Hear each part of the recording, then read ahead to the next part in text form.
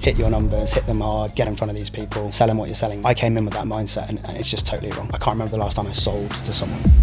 I talk to lots of marketing directors and CMOs. They are really intelligent people. They're managing £1 million budgets. They've got 5 or 6 channels. They've got a team of 20, 30 people. They're not going to pick up a one-off cold call and go, thanks, yeah, I'd love to work with you. If you could ban one growth tactic from the agency growth playbook, what would it be and why? Oh, it's tough.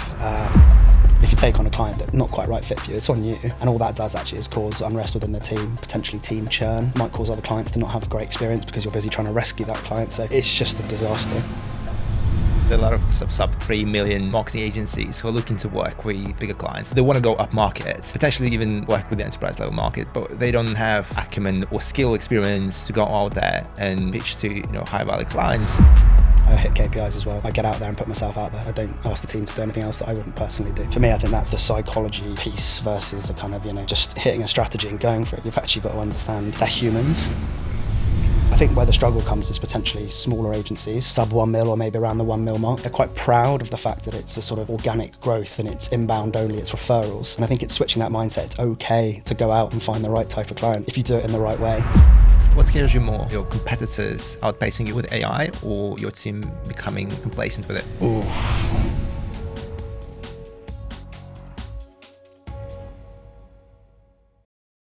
James Guérin is the Chief Commercial Officer and Board Director at Embryo, with a track record of driving real agency growth year after year, with a career rooted in aligned sales, marketing, client strategy.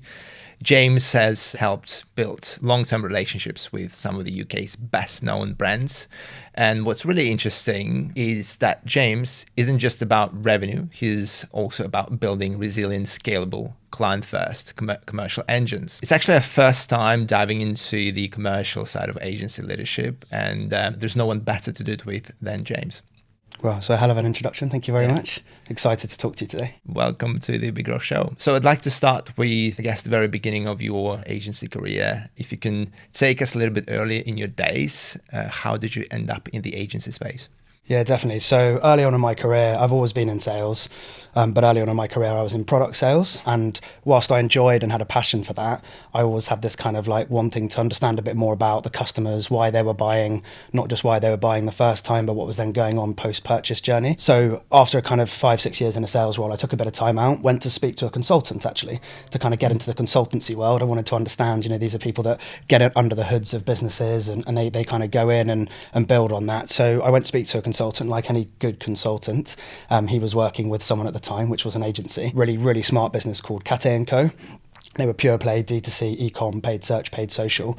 So I went to meet with that founder, a chap called Tom, and we got talking and just sharing ideas around, what I wanted to do, the types of people I wanted to work with, how I wanted to not only scale new business, but also client growth, the marketing function. And we just got on really well. So that was my first sort of introduction into agency world. I worked there for just under 3 years, and we were a team of 10 at the time. We managed to scale new business 250% and grow that headcount to near on 40 plus people in that time. So yeah, my first introduction to agency was fast but really exciting. So that's kind of what got me into agency world, and I've kind of never looked back since.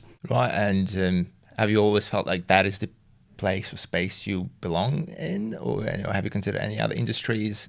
Was it like that smooth of a journey for you all the time? Yeah, it was a really smooth journey. A lot has to be said to my first employer in the agency world, Cat. Just a really smart business, and their foundations were built on client performance. So once you've got that in as a process and that's working really well, you can then start to build all the other functions for growth around it. So yeah, honestly, within the first 3-4 months, I was like, this is me. I love agency model.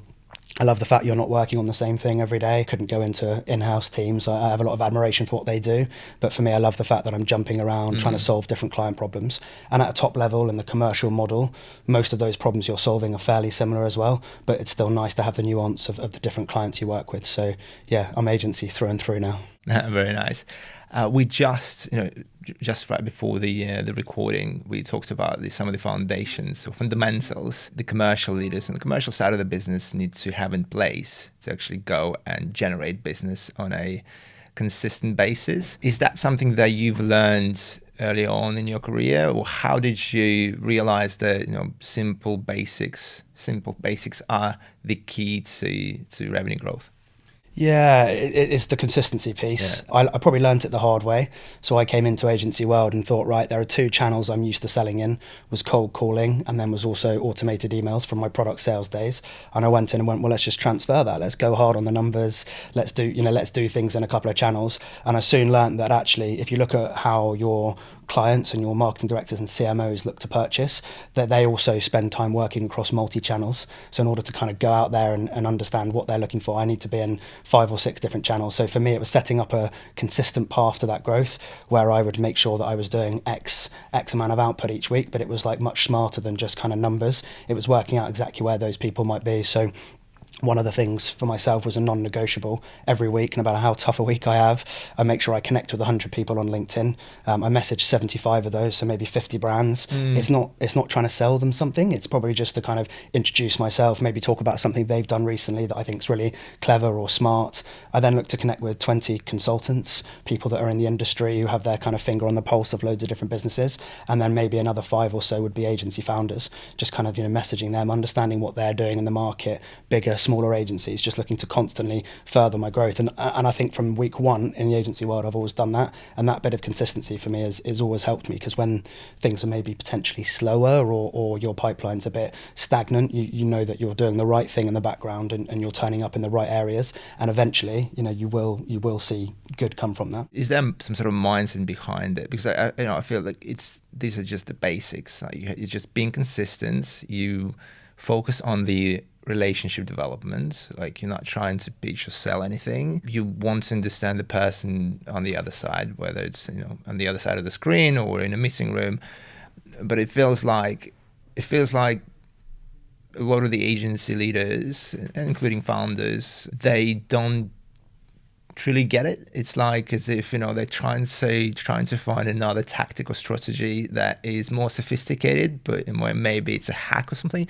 Why do you think that is the case? What's stopping agency leaders, commercial people from actually sticking to the basics and to the simple truth? Yeah, it's a really good question. I think it's tough. Like, I don't think agency growth is an easy thing. So I think a lot of founders and people naturally they're innovative people. They're looking to kind of come up with the next sort of, element or the next service within their business that's going to drive this astronomical growth. And fair play, that's definitely a good angle to look at. But ultimately, for me, it comes back to the fundamentals. I think if you can understand that, if you're consistent in your approach, you have the right marketing, the right thought leadership, you're going, out there, and then commercial people have to get out there. It's not a 9 to 5. I know people don't like hearing that nowadays, but you need to be networking, you need to be putting yourself out there, things like this. You need to be kind of writing thought leadership on LinkedIn. And I think if you can hit with that consistency and that belief in the background that you're turning up in the right areas, I think that will always prove more sort of more fruitful for you.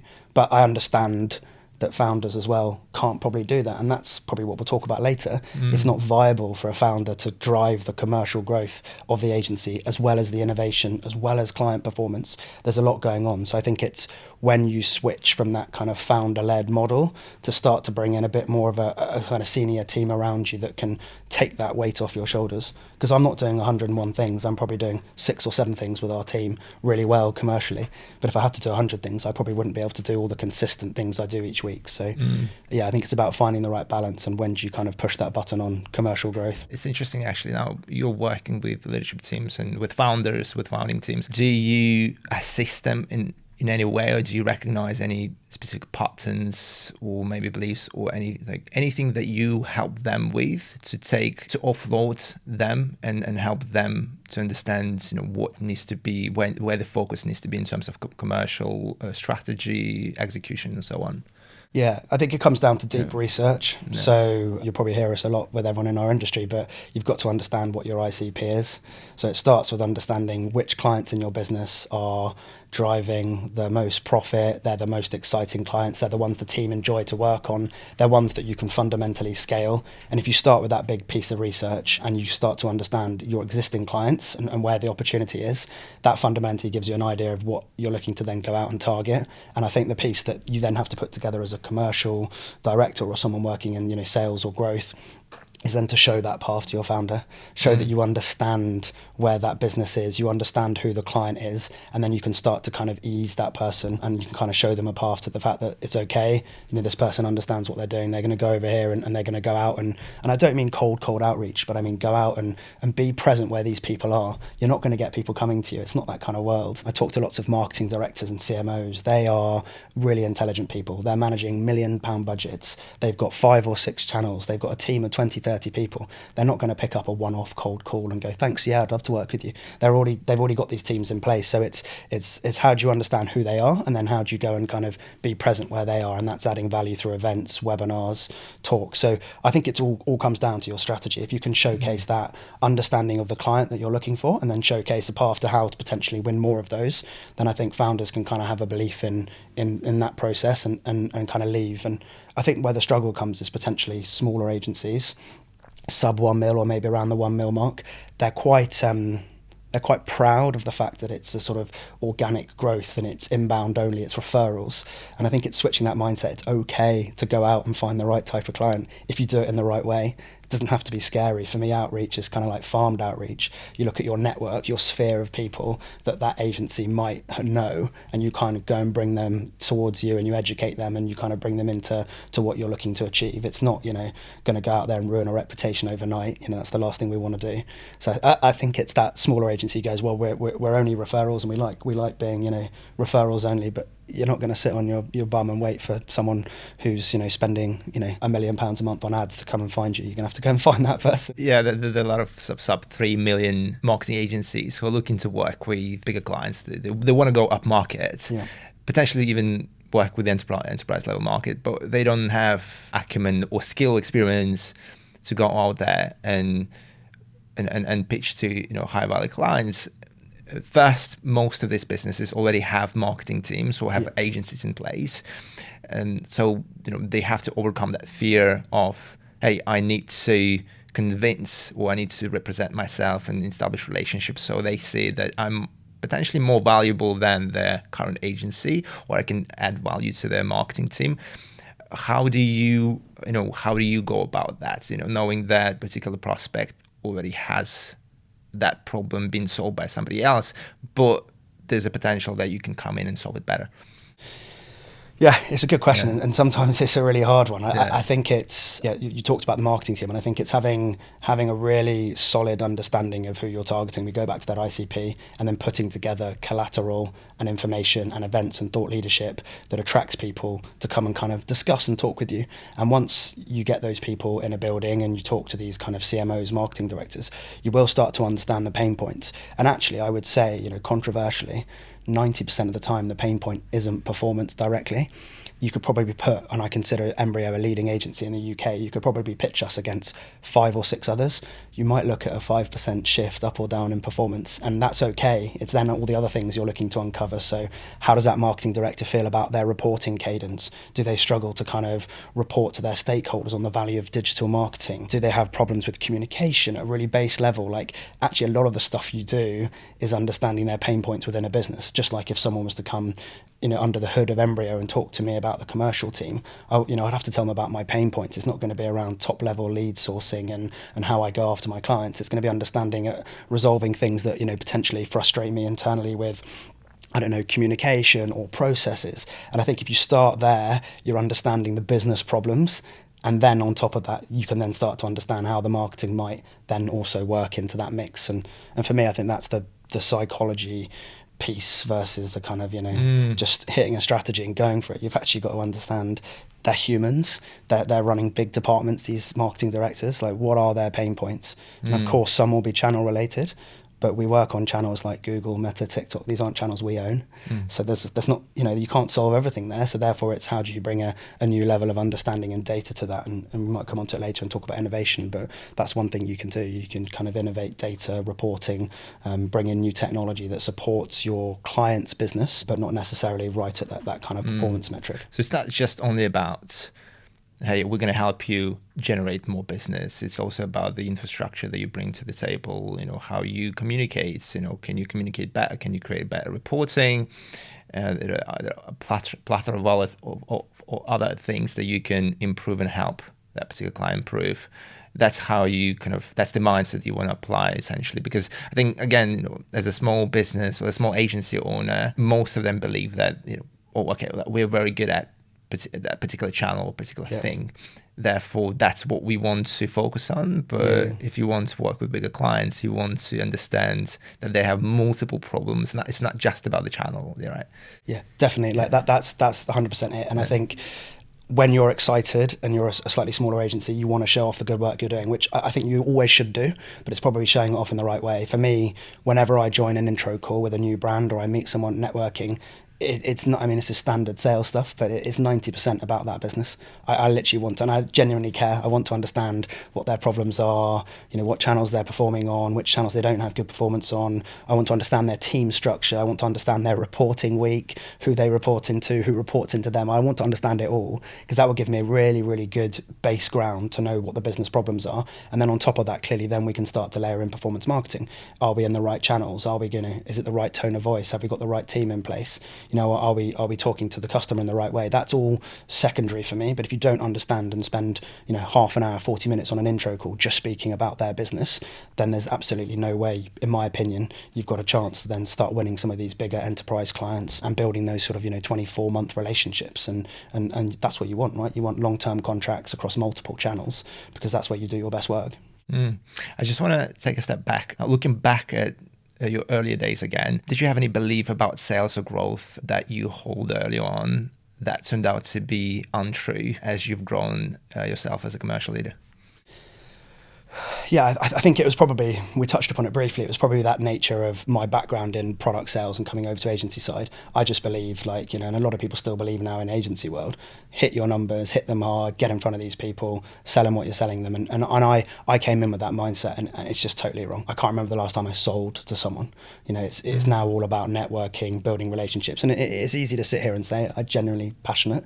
I want to find out what these brands are doing. Clearly there's an end goal, right? That these brands come and work for Embryo and join our great list of clients, but ultimately the actual initial need is just that curiosity. So it's totally flipping that mindset from kind of hard numbers, being really direct in certain channels, to actually opening yourself up. And if you look at these marketing directors, they play in 8-9 channels. So as a salesperson, we should play in 8-9 channels. We should kind of be everywhere that they want to be, because that's their strategy to their customers. So we should go out there and put ourselves out there, run some ads, do some outreach, maybe make the odd call, go to networking events, host our own events, things like that. So yeah, I think it's that belief that you just hit your numbers hard, and that's good enough. And I'll have that argument with anyone, I think. Would you say that's the sort of common belief that most agencies have? Not only most agencies, but many, I'd say, ambitious, aspiring, high growth agencies, those who want to go, let's say, from sub 3 mil to maybe 10 mil plus in revenue. Do you think that is a common belief that they have about sales and marketing? It's just that you get to focus, instead of focusing on like plethora of problems, they just focus on one thing, and they try to sell it instead of kind of cultivating relationship or some sort of environment within which these relationships happen.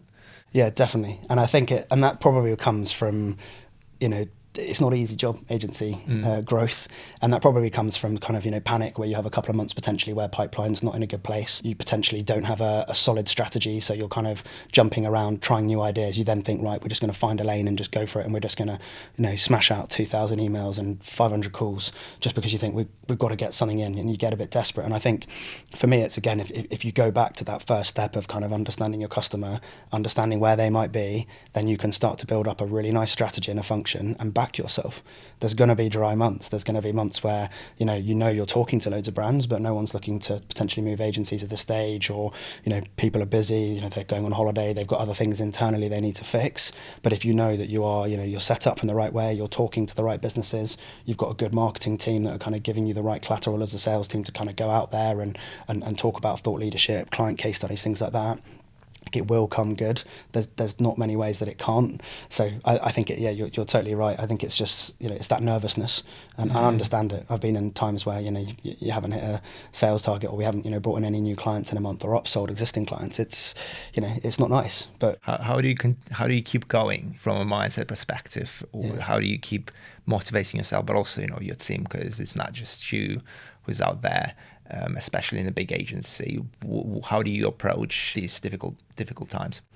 Yeah, I think it's it's one of those sort of cringe sayings, but it is enjoy the process. So if you have really clear KPIs within your team, individuals have those, you have them as a team as well in terms of your output. So how many events we're going to go to, how many things we're going to host, how many bits of marketing we're going to kind of put ourselves out there, how many blogs, thought leadership pieces we're going to do, plus on top of that all the kind of sales outreach you might do. If you have those numbers and you're confident that that's what you need to do to drive your ideal client towards the business, then you've just got to enjoy that process. You go back out the following week and you just make sure that you do everything you said you were going to do. You have that consistency. You go and network with people. You go and message those people on LinkedIn. And it's scary, but I've never been in a situation where it hasn't come good eventually. So you just got to ride it out for those 1 or 2 months. And then also probably just like a bit of a side track to this, but it kind of segues in, is also like feedback. If you are going out and doing all these things, when first question I ask when someone joins a call is, how do you find out about Embryo? They might have responded to my LinkedIn message, but I guarantee you that's not how they found out about us. Oh, I've followed your founder, Ross. I've known him for 3-4 years. I've seen the work you've done. I actually went to an event where you guys sponsored. I then saw this. I saw your piece on AI and SEO. I then went, how around the house? I'm just the last person that might drop them a message. I'm not going to take the credit. So you've got to make sure you ask questions like that. And then win or lose as well during that pitch process, you've got to get feedback at the end. So you can go and then feedback that to the marketing team, and exactly. So exactly. Yeah, it's easy for the sales team to go, oh yeah, it's just a cheeky LinkedIn message, close the deal. It's never the case, and we're one team, so I'm conscious that we always do that. We celebrate as everyone when a lead comes in, sales, marketing, clients, whether it be upsell opportunity, contracting, anything, like we're all in on that together. It's really exciting. We celebrate that. We're all rewarded accordingly, and that's what kind of a process I'm pushing, and I've always been a big fan of. It's not individual people going out there and bringing in brands. You understand as a team who the brand is, and then you all bring those people in. What are the non-negotiables when it comes to building a commercial engine? Let's say you're being dropped in a brand new agency, maybe a little bit struggling agency, sub 3, maybe sub 5 million. The pipeline is dry. What would you do in the first, let's say, 90 days to restart the engine? Yeah, interestingly, I probably wouldn't focus on new business. I know that sounds stupid, but the first thing I'd do is pick up the phone to every single client and just talk to them and say, right, you're on the ground here as a marketing director. Where are the opportunities? Where are we currently supporting you? What are we not doing? Which other brands are you talking to that are doing, different things, trying different channels, and just really understand the actual pain point of that client. Because more often than not, people go straight back to the new business element when they're looking for growth. And actually, if you're constantly pushing your clients forward, driving opportunity for them, that's what feeds your new business. New business isn't a strategy on its own. Our marketing team feed both clients and new business, but it starts with the clients. Everything we do is the client in mind. When we host an event, it's like, well, our clients find this interesting. When we put out some thought leadership, well, our clients use this to educate their team on how to, test in a new channel. And then once we've understood that, it's so transferable to new business. But if our clients are feeling those things, then we're going to win more clients by talking about the same pain points they have. And that's the easiest way to do it, flip the model. So just go in, I'd call all the clients and just kind of, get to understand what the pain points are. And I reckon you'd straight away spot opportunities for upsells. And I don't love the word upsell because that's not what you're trying to do, but it's opportunities for client growth. And you'd spot that straight away. And that's probably actually where your initial revenue lever could be. They're people that already trust you and know you, and then worry about, building the pipeline off the back of that. What would be, that's fascinating, by the way, and I totally agree with you. Yeah. I feel like that's exactly what most businesses miss, not just in the agency space, but generally speaking, when you try to bring in more business, you focus on sales again. It's very outward focus instead of product focus. Like, what is it that we can build internally to help our existing customer base benefit from? And I feel when you do that and you do it transparently, maybe even you go and speak about it, you market you document what you do with your product, and you put it out there on the social media, and then you naturally attract attention about what it is that you're doing with the current client base, and that also creates conversations with potentially new business. Yeah. Definitely. Like, I think that's it. Like, always, and that's why, like, small agencies, let's say you're kind of sub 1 mil, like, focus on nailing client growth and performance, see them as your channel for how you're going to grow, and then naturally the other stuff will come. And as you say, you're talking about businesses online. If you're growing your clients, they'll be happy to kind of share case studies. They're your biggest advocates. And I'm not going back to this thing where I say just rely on their referrals, but if you're doing the right things for your clients and you've set the business up in that way, then they'll be your biggest advocates, and then you can work your kind of sales function off the back of that, and confidently go to market, knowing that what you are kind of presenting is a really like forward way of thinking. It's a really good offering that people are already enjoying and growing from, rather than trying to reverse engineer it and bring in people to fix a problem. And that's something I've noticed, in my new role at Embryo. The business is slick, it's set up, and it's all client centric, and that's exactly the way I want it to be. So then our team can go away and think about, right, not only how do we grow and scale that, but also how do we then go and replicate that and bring in new brands to complement the existing client portfolio, not to replace. Mm. Are there any practical steps that one can take to reset that commercial engine and go in and contact the client base? Is it as simple as picking up the phone, or emailing, sending a message? Is there a particular script, or like what do you typically do? What do you say on a daily basis? What are the practical steps there? Yeah. So I think number one, probably just picking up the phone and building a relationship. I would say with all my clients over the years, maybe 80% of the time I talk to them, it's not about digital marketing. It's about business, it's about networking, it's about problems. Obviously, some of it's social. We talk about interests in sport or hobbies and things like that. But a lot of it is just about general business, general market feel. So if you're constantly picking up the phone and talking to your clients about their pain points and understanding what they're looking at, they will then use that time to also tell you about anything that they're not happy with or anything that they feel like is an opportunity. So that's your time to get proactive feedback, rather than saying, are we doing well? Are we doing bad? It's just too generic. Actually, just build a relationship with your clients and genuinely look forward to speaking to them. And if I was a founder with a team of 10 people, I'd probably be calling my clients, each client, every month at least. It doesn't have to be formal. Don't book in a Zoom call. Just pick up the phone and just kind of talk to them. How are they finding their business? What are they seeing? If they're a big retail brand, how are they finding the economy? Are they finding their actual general performance, both on and offline, is good? Just ask everything that you need to. And on top of that, then organic conversations will come around, potential pain points or potential opportunities. So yeah, for me, if you're commercially driven, I think it's just, that's the mindset. And I do feel like, you can teach that mindset within reason, but I do feel like you've just got to have that mindset and just understand that your clients are everything to you. It's a little bit of a DNA aspect, I think. It's like you're either born with it, like you develop it maybe throughout your childhood and over life, or, I think it's very difficult to train that mindset if you bring in like a business development person, a commercial person into the team, and they don't get it straight away. I think you can cultivate that, but a person needs to have that. Would you say so? 100%. And it's that curiosity. So I've interviewed people in commercial teams over the past few years, and I never once care for a CV. I don't care for any of that. I just care to have a conversation with them and understand, and I like things like, hopefully they've been on my LinkedIn or they've gone on the company website, and they should have done both of those things, and they'll talk about things and they're curious to understand more. And it's not a case of, I've seen that you once worked with. It's a case of, I'm actually really interested. You talked about this article, tell me more about that. Why did you think that was a good way forward? And they're not genuinely doing that just to pass an interview process. These people are curious. They don't want to sit at a desk between 9 to 5. I certainly don't. My mind's going all over the shop, so I've got to get out and do different things, and I've got to try new channels. And I think, I do believe it's DNA, that slight curiosity of that commercial person. You either kind of, you can train it within reason, but I think you either kind of have it or you don't. Yeah. So you also touched a bit on the psychology aspect. So do you think it's more so about psychology in, the commercial success is about psychology, or is it about strategy, or is it a mix of both? What would be the ratio? Yeah, it's a good question. I'd probably say 80-20 in favour of psychology. So 20% get a really good strategy in place, your go-to-market strategy. We go back to the same things. Sales is a very simple process. It's just about consistency. So who's your ideal client? How are you going to approach them? Where are you going to go and be that they are? How are you going to understand their pain points? Get all that sorted within reason. You have to be adaptable. That might change, throughout the year. And then the rest is that emotional element, that psychology.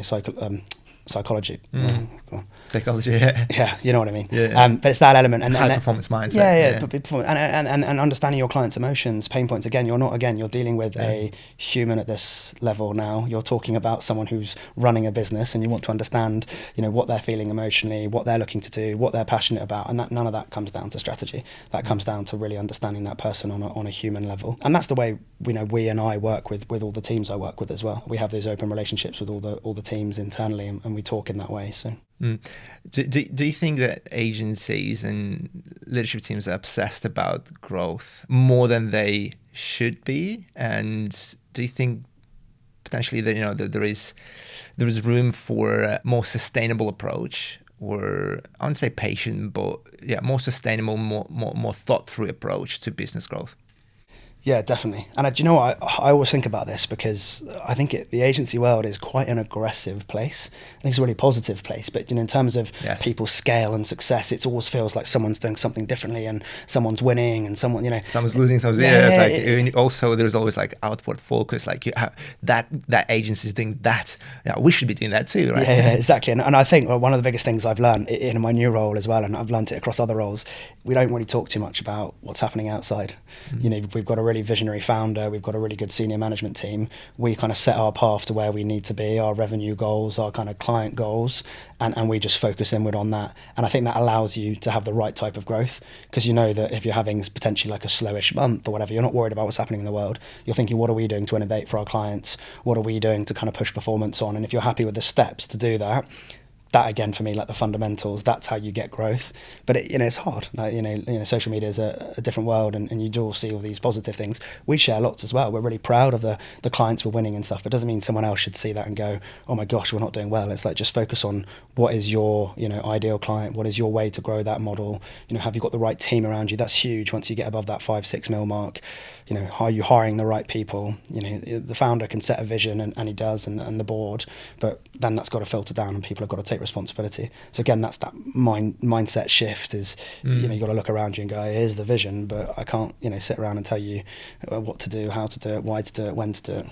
I feel it's also a part of the culture, right? You have to put your horse blinkers on and focus on your vision. But as you said, fundamentally comes from the leadership team, right? Yeah. From the founder, from the vision. So everyone else on the team feels like, hey, we're here to do our thing, instead of trying to copycat something else outside of the world. Yeah, 100%. And there's something that we might touch upon later, but Embryo, I'm new to that role, but Embryo for the last 18 months have been building this set of super tools. So they're kind of 4 AI powered tools that would give our clients access to real-time data. They'll be understanding, where their competitors are talking across multiple channels, not just on Google. They'll be able to, it's really sort of clever set of tools that we're working on. But that was a sort of tunnel vision. We can't bring in the rest of the noise about how people are innovating or how they're performing on their clients. We need to think, what do we need to do for our clients? That was to innovate, that was to release our set of super tools, and now we're starting to see the benefits from our clients having access to real-time data, being able to use that data internally to inform wider business decisions, not just marketing decisions. But if we'd looked up, we would have gone, oh, is it these tools, or should we maybe try something else, or should we grab a new process, or should we AI this? It's like, we had an idea, we were confident in it, we've got very clever people in the business. Let's go. Let's do it. Let's go for that. Let's not worry about the noise. And now the reality of that, proudly so, is we're one of the first to market with an exciting set of tools, because we just focused on that. And I think if you try and do everything that's happening, and I just think you're going to end up with a bit of this, bit of that, but you're not going to have a go-to-market or a differentiator when you're talking to businesses. And again, that was all forms back to the pain points. Clients wanted more access to data, wanted more access to their competitors. The market's changing, it's becoming harder to sell, so therefore they were like, how do I get an edge? Well, here we go, we'll design a set of tools for you. I did a bit of research when obviously I checked out Embryo's website. Do you know when did Embryo start working on this set of tools? Because obviously AI in 2024, 2025, AI is going to start changing the way agencies operate, and more agencies start paying attention to what needs to be implemented within AI. But when did you start working on the tools? Because it seems like you're one of the first ones when it comes to go-to-market. Yeah, so I don't know the exact timings, but I'm pretty sure it was well over a year ago, that we started thinking about those tools. I think they actually initially developed as tools, and we've obviously added in AI elements now, because that just fast tracks how those tools are used. We've built on and layered on that as the industry's changed. Yeah, there are so many founders, also leadership teams that need this space. When we get to work with agency teams, inevitably we end up teaching them or helping them to skill up within the operational side of things. But I feel like what you're doing and what you've learned throughout your experience is extremely useful, extremely valuable to the agency world, and that's how we actually started this podcast. Because the idea was, why should we do another podcast in the agency space? Well, because no one's lifting the hood of bigger agencies and showing the space how it's actually done, because I feel like agencies operate in a little bit of like an isolated Yeah. way. Of course, there are communities and everything else like you can go to and attend, but still, I feel like there's more to be done in terms of sharing the stories and experiences from experienced agencies. Yeah, I think it comes from a passion, right? Yeah. I think if you're passionate about you know what you're looking to do, then you're willing to share it. And I think the agency model is fairly similar across most people, but everyone has their type of client they want to work with, and there's no reason why they can't translate this into that. And there's not sort of worrying about what other people are doing. Again, happy to talk, and then if someone else wants to go and do something, great. But I'll go back to the office in a minute, and we've got our plan, and we crack on. Yeah. Just going back to the point of going to market with AI, do you know much about how Embryo, obviously you just joined Embryo, do you know much about how they've planned it out? It feels like they've been right on timing. They understood that it needs to be done earlier than later. When did they start working on it?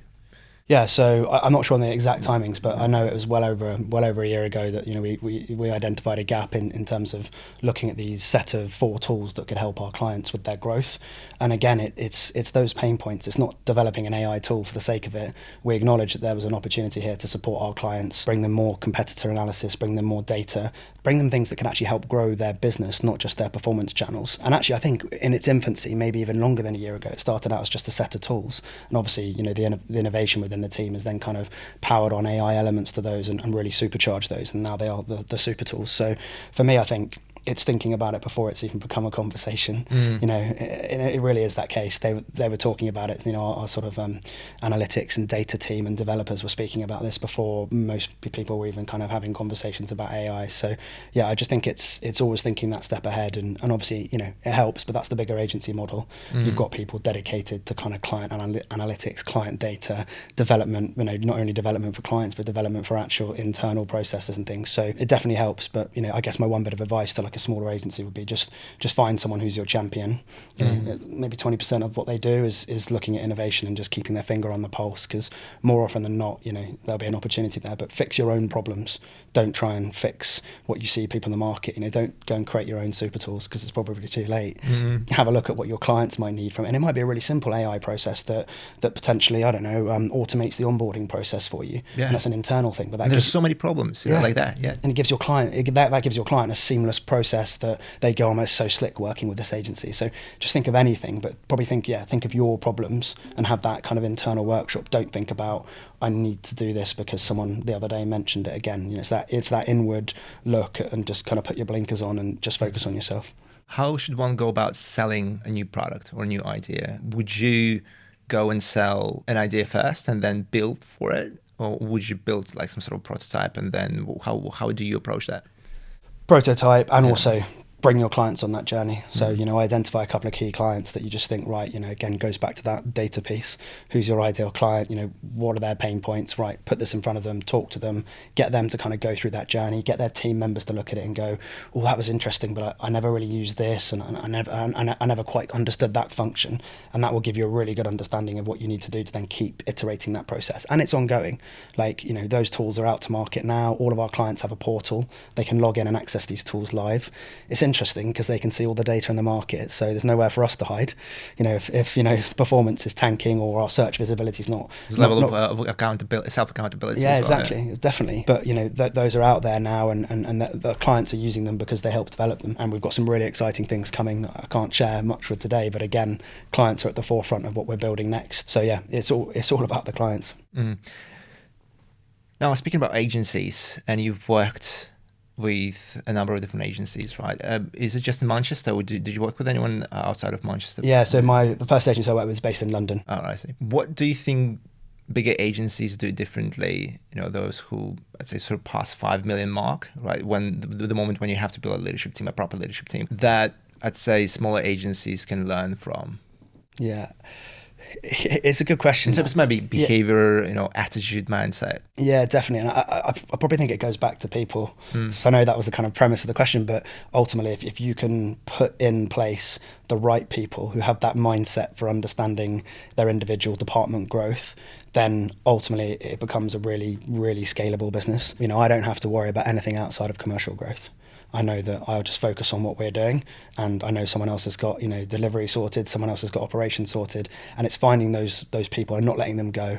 Like, people are hard to find. So just making sure when you're building that senior leadership team that there's something in it for everyone. There's people that are going to hang around with you. They're bought into your vision. So I think it's definitely, for me, it's people first, and then giving everyone the tools that they need as well. As an agency, again, you can sometimes focus on the kind of everyday tasks, but just keep a bit of vision to the kind of next 3-4 months. What will your team need to kind of continue improving? For example, our marketing team is now 4 or 5 people.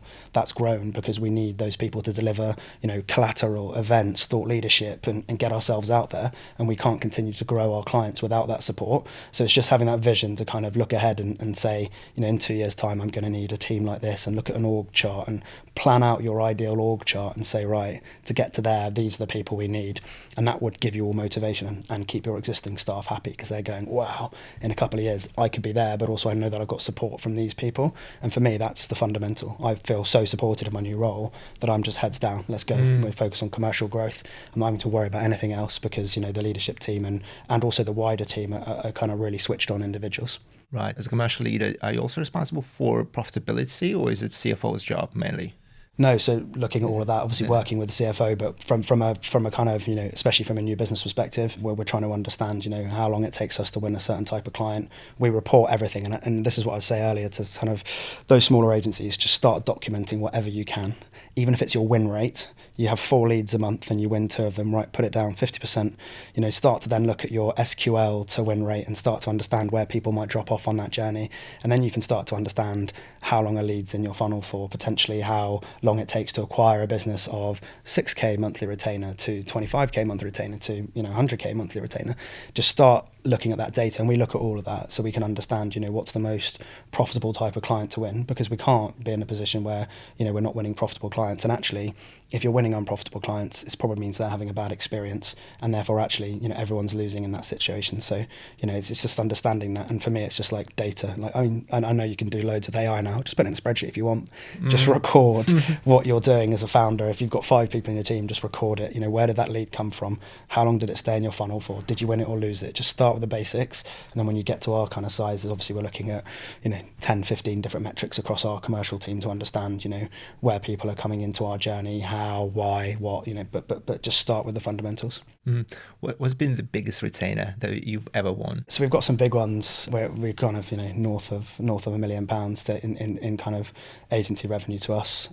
Which is annual revenue. Annual revenue is sort of like 1.4, 1.5, which is great. It's where we want to be, and it's big for and bear in mind, service level business that's paying you in kind of fees. It's a nationwide brand. Nationwide brand, exactly. And look, again, they're not every day, but they take time, and most of those are in your funnel for 24 months, maybe sometimes 3 years. And we were talking earlier over a coffee, but one of the most satisfying clients I've ever kind of closed or worked with was someone that we pitched twice, lost it twice, and then we won them on the 3rd time.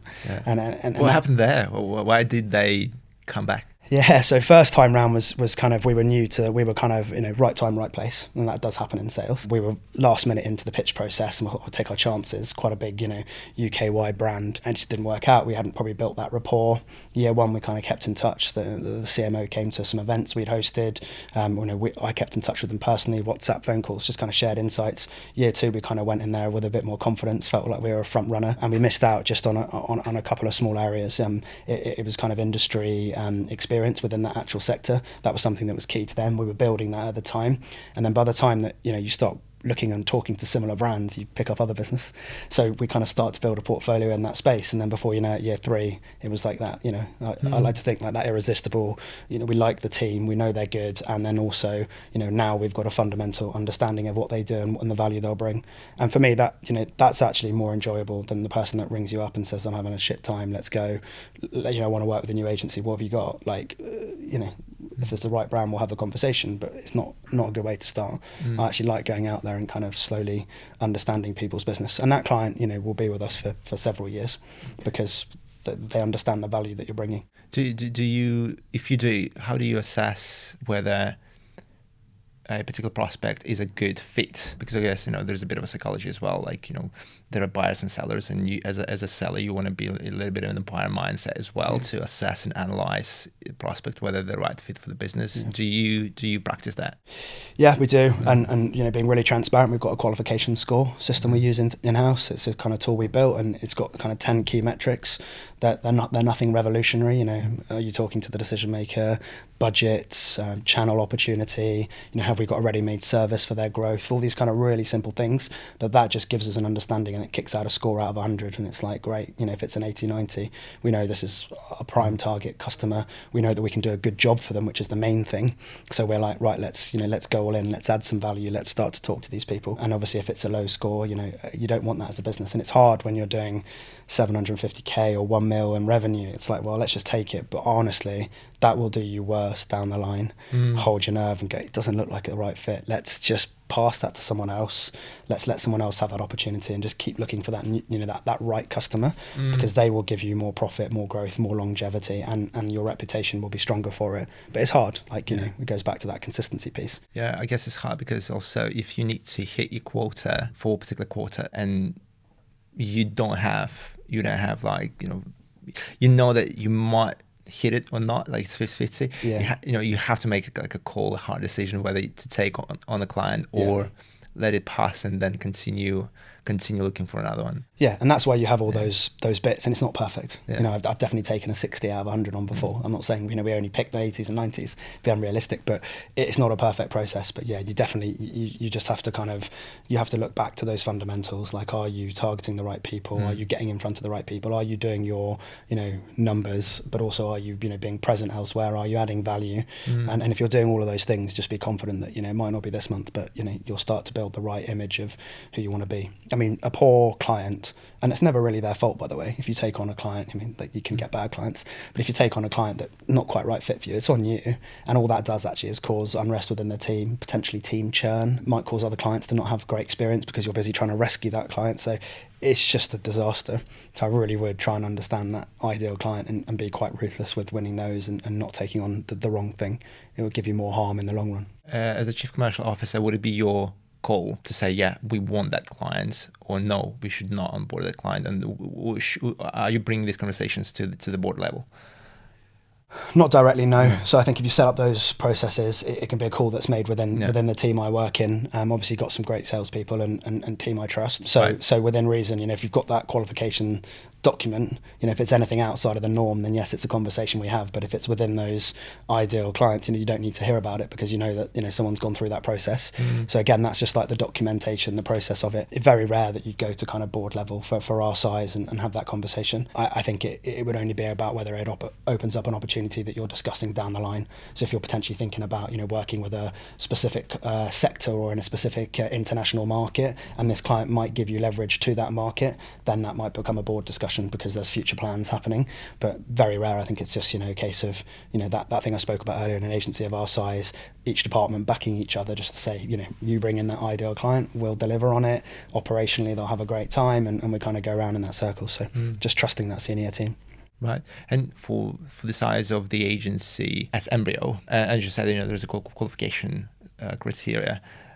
How much of it is the size of the brand, size of the client they're bringing on? I believe that there has to be a particular client mix in terms of the size of the business, so you don't there are different thresholds. You shouldn't be having like more than 25% of your client mix. Or sort of revenue depending on one or two clients, right? Is that something that you take into account as well? Yeah, definitely. And it's not always the things that everyone thinks. Who's going to pay us the most each month? It's actually, a lot of it's done on kind of core metrics like opportunity for channel growth. Does the business, and most of our clients will have this, does the business have a multi-channel approach and have individual budgets set for those? That's a really good indicator for us. That's a positive relationship. If someone's just got a marketing budget and they're kind of not sure where to put it, and most brands working with us will be like, we spend this on Google, this is what we invest in Meta, this is what we invest in digital PR. They've got a really clear kind of objective. So for us, that's an opportunity to kind of work with someone on an already established budget. But yeah, we definitely look at a wide variety of things. It's not as simple as, they've got revenue in one area, let's take it. We're specific in our targeting. We go after certain sectors. So actually sometimes it's okay to win a lower value client if they're in the right sector, because you're building up, your level of kind of like knowledge in that sector, outwardly facing, let's say property. You win a smaller property client, but then other people in the property sector, oh yeah, property, it starts to build an image of you. So sometimes it's actually a decision based on where the opportunity for wider growth is, not just based on the individual client at the Mostly time. about positioning as well, yes. Exactly, how you're being perceived in the market. 100%. I don't think you can be everything for everyone. We're very clear each quarter on specific targets, sectors we go afterwards, and we host events on those, and we host thought leadership on those. And very clever. And for that quarter, we're talking constantly about the legal sector or property or travel, and it's building up authority in that, and also building up our team's knowledge in it. So yeah, for me, you've got to be really targeted in who you're going after, and that sort of spray and pray approach that you hear about is not going to work. If you could ban one growth tactic from the agency growth playbook, what would it be and why? I think it's cold calling. I know some people might sit here and go, well, it is a sales tactic, and don't get me wrong, it probably is. A warm call is okay if you've sent someone something of value just to kind of check in and see if they want to come to an event. But for me, it's, I speak to loads of CMOs and marketing directors. I was having a really nice chat actually the other day with one of my old clients who's from one of my first jobs, who's a CMO of a huge European retailer. And we were talking about everything from sales tactics to the market. And he was kind of talking to me, and he gets 50, 60 emails a day. He gets 10, 15 private phone calls a day, withheld. He gets 25 LinkedIn messages a day. I mean, he's not interested. He's got millions of pounds in monthly budget. He's got 7 or 8 channels he's operating. He's got a team of 20 people.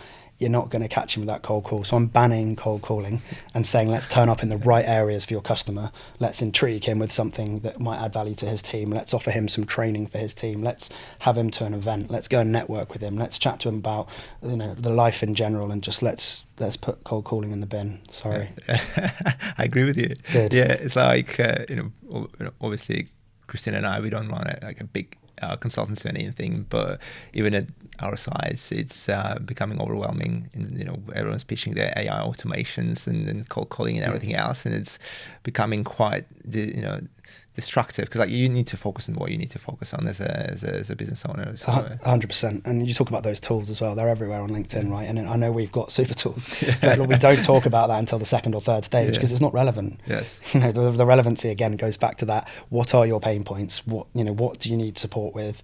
Why are you looking for an agency? Is it reporting? Is it communication? Is it performance? Let's find out about all of that, and then we can use our tools to show you a path to quicker data, more competitor analysis. But we're not going to be like just ramming AI tools down people's throat. We're not that business firm.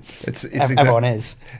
We spoke about that with Christina quite a lot, because there has to be like an effective client journey, right? Yeah. And it starts with the client. It's like we started implementing AI inside of our consultancy, but then we also started introducing it as a service, but not we didn't market it. Like I was like, we're not going to talk about it. We're just going to do it.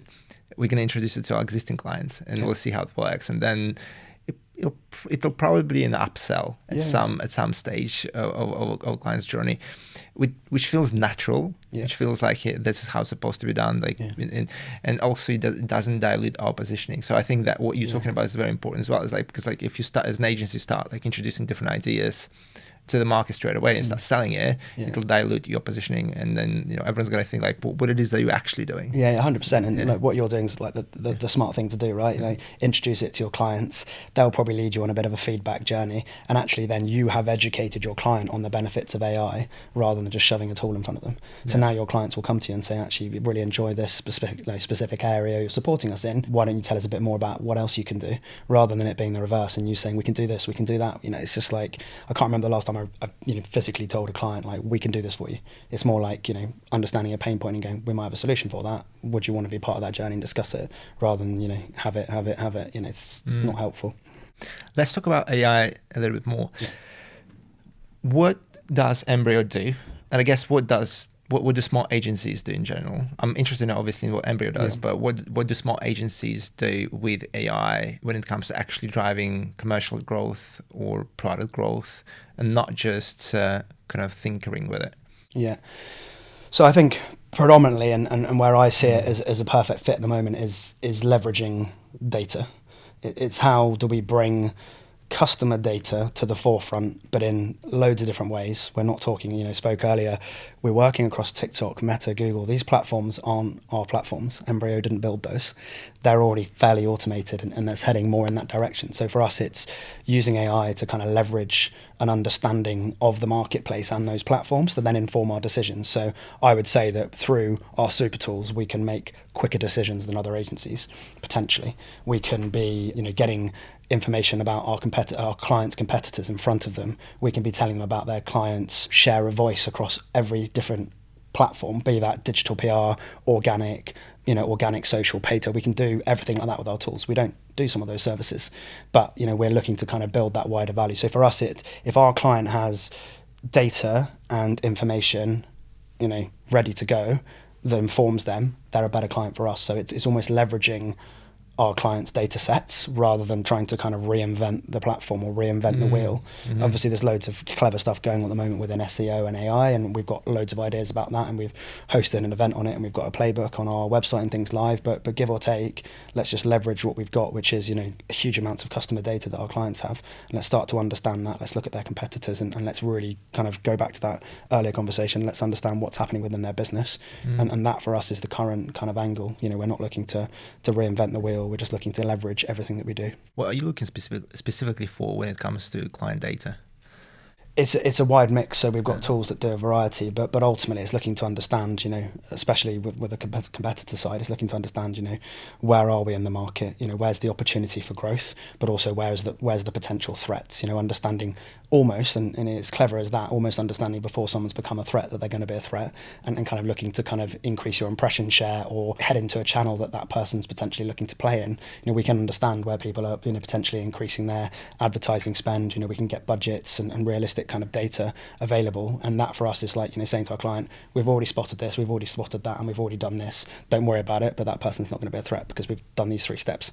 And they're like, oh great, rather than it's kind of like, let's plug this in and give it a go because suddenly this person's appeared out of nowhere. Like it's that kind of, it's that forward thinking thing. We always have a kind of 2 steps forward, 1 step back, standard stuff, but we're always thinking about proactive calls. We speak to our clients during the week. It's like, where can we tweak budgets and push it forward? Where can we potentially analyze something that gives them an increase this week or the following month? It's not about like, we've seen data from the last month and we're going to review it. And you see a lot of people doing that. It's like, you're too late now. That data's 30 days old. Like, what are you doing with it? Again, I feel like it's more so about mindset rather than the tooling itself, right? It's like how you approach and how you use it, rather than it doesn't matter what you use as long as it's using it the right way and it's beneficial to the client. 100%. Like, get me wrong, like the super tools are great, but it's just how you use them, and that's why we've given our clients access via a portal.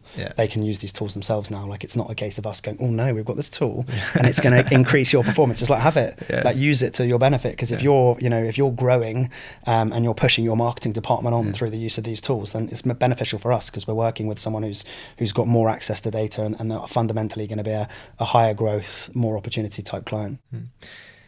What scares you more, if it does? Your competitors outpacing you with AI, or your team becoming maybe complacent with it? Yeah, it's tough. I would say the latter, but I don't mean that about our team. But we spoke earlier, like we're inwardly facing. We're not worried about our competitors. So we're already designing new sets of tools. So, and I don't mean that in an arrogant way. I just mean we're really clear on a path we've got. So I'm not too It's worried. about focus. Yeah, right? It's about focus. I'm not too worried about what comes. And someone will come, by the way, probably with a better AI tool. And but we'll be adapting something else, or we might have, changed our angle. Like, that's life.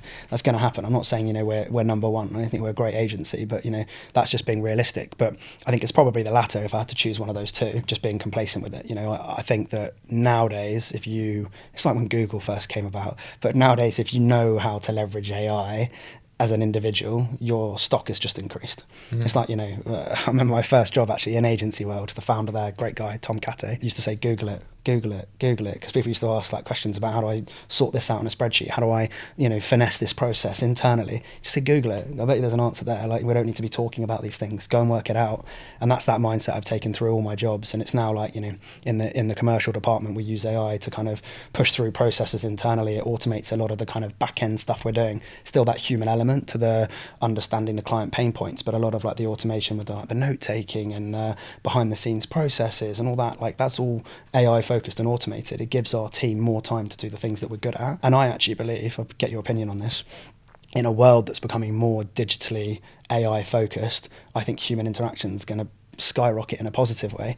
We're going to be wanting to catch up like this to talk. We're going to have more of that. Yeah, to talk about AI, but we're not going to want to sit at our desks all day automating things and then go home and sit in front of it.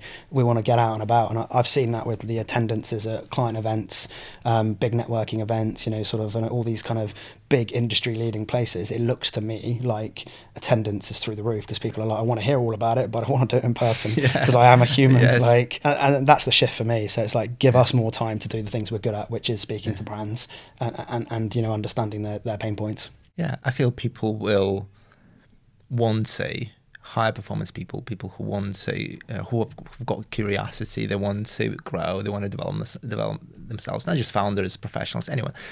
They will continue looking for answers. How, where should I be in all of that mix of AI, high performance industries?